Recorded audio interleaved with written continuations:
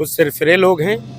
जिस तरीके से ये इल्ज़ाम लगाते हैं, कांग्रेस पार्टी की देन है कि आज कश्मीर भारत में है और कश्मीर को भारत में विलय किसने कराया ये दुनिया जानती है। रियासत थी, जितनी भी रियासतें विलय हुई भारत में वो कांग्रेस पार्टी के गृह में सरदार पटेल पंडित नेहरू किए। और ये जो लोग थे ये राष्ट्र को तोड़ने की बात करने वाले, जो तोड़ने वाले लोग होते ना उनकी मानसिकता में ही ये भरा होता है। कश्मीर भारत का है, ये कांग्रेस का नारा है, ये कांग्रेस की आत्मा है। राहुल गांधी एक ऐसे नेता हमारे बीच में मल्लिकार्जुन खड़गे, इस देश को बचाने के लिए वो किसी को भी नेतृत्व दे सकते। नेतृत्व कुर्सी का झगड़ा राहुल गांधी और मल्लिकार्जुन खड़गे और कांग्रेस पार्टी में नहीं। 9 दिसंबर यानी कि आज कांग्रेस की पूर्व राष्ट्रीय अध्यक्ष सोनिया गांधी का जन्मदिन है और उसके ठीक पहले बीजेपी ने एक बड़ा गंभीर आरोप सोनिया गांधी के ऊपर लगाया है। उन्होंने कहा है बीजेपी ने कि जो भी स्वतंत्र कश्मीर की मांग करने वाले संगठन हैं उनके समर्थन में सोनिया गांधी है और उनसे संबंधित हैं। इसी पे बात करने के लिए हमारे साथ मौजूद हैं शहर कांग्रेस कमेटी कानपुर के पदाधिकारी और पूर्व विधायक, उनसे बात कर लेते हैं। नौशाद जी, आप इस जानना चाहेंगे कि बीजेपी ने आरोप लगाया है कि स्वतंत्र कश्मीर की मांग करने वाले जो संगठन हैं उनसे संबंधित है सोनिया गांधी। वो सिरफिरे लोग हैं।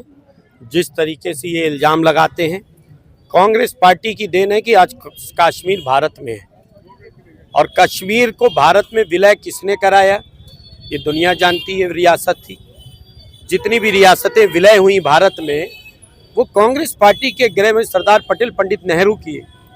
और ये जो लोग थे ये राष्ट्र को तोड़ने की बात करने वाले, जो तोड़ने वाले लोग होते ना उनकी मानसिकता में ही ये भरा होता है कि हम तोड़ेंगे, वो बांटेंगे, वो जोड़ रहे थे, वो तोड़ रहे थे, हम लोग मिला के इस भारत को 70 साल आज हिंदुस्तान को हम एक मुट्ठी में एक माला में पिरो के रखे हुए हैं। और कश्मीर भारत का अभिन्न अंग था, अभिन्न अंग है और जिंदगी भर जब तक दुनिया रहेगी कश्मीर भारत का है। ये कांग्रेस का नारा है, ये कांग्रेस की आत्मा है।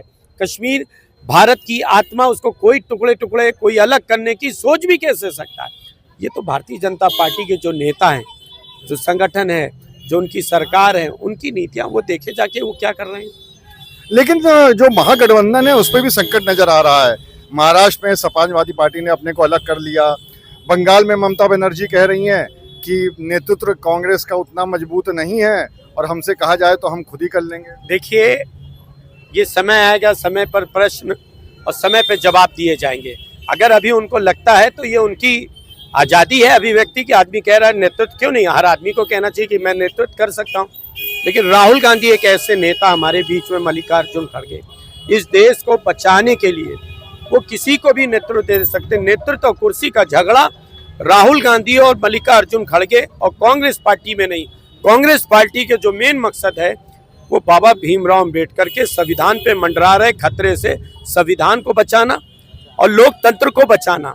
जिस तरीके से लोकतंत्र पे हमला हुआ, आज सवाल ये उठना है कि लोकतंत्र कैसे बचाया जाए, संविधान कैसे बचाया जाए, संवैधानिक संस्थाएं कैसे बचाई जाए, चुनाव निष्पक्ष रूप से इस देश में कैसे हो, कैसे घोटाले से इस देश को रोका जाए।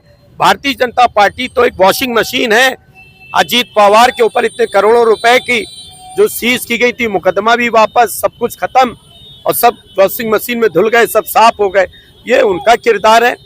संविधान को कैसे तोड़ रहे हैं, प्राइवेट में आरक्षण को कैसे खत्म कर रहे हैं, सरकारी नौकरियां खत्म करते जा रहे हैं, भर्ती नहीं कर रहे हैं, संविदा पे लोगों को रख के आरक्षण अपने आप खत्म होता जा रहा है। ये क्या लोग देख नहीं रहे? बाबा भीमराव अम्बेडकर के मानने वाले लोग नहीं देख रहे हैं कि मेरा आरक्षण कैसे खत्म किया जा रहा है? लोकतंत्र पे किस तरीके से ईडी और सीबीआई के माध्यम से डरा के धमका के लोकतंत्र की संवैधानिक संस्थाओं का दुरुपयोग कैसे किया जा रहा है? क्या ये थे? सवाल ये है मुद्दा।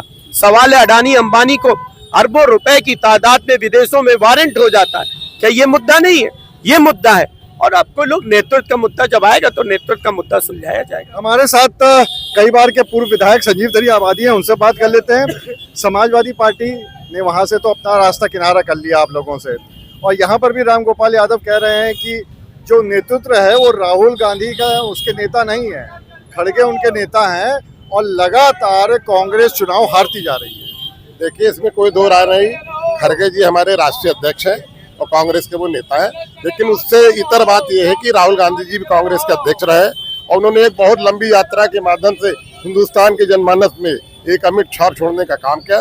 तो निश्चित तौर से राहुल गांधी जी हमारे राष्ट्रीय नेता है, मल्लिकार्जुन खड़गे जी उसके हमारे कांग्रेस पार्टी के राष्ट्रीय अध्यक्ष हैं। जहाँ तक सवाल है समाजवादी पार्टी का, निश्चित तौर से वहाँ कांग्रेस से उनका कोई मतभेद नहीं, शिवसेना को लेकर उनका कोई मतभेद रहा है, तो कांग्रेस की वजह से उन्होंने गठबंधन नहीं तोड़ा। उनके जो भी मतभेद रहे हो वो शिवसेना उद्योग को लेकर था, उनकी नाराजगी थी, लेकिन अभी भी औपचारिक घोषणा वहाँ नहीं, गठबंधन से निकलने की नहीं हुई है।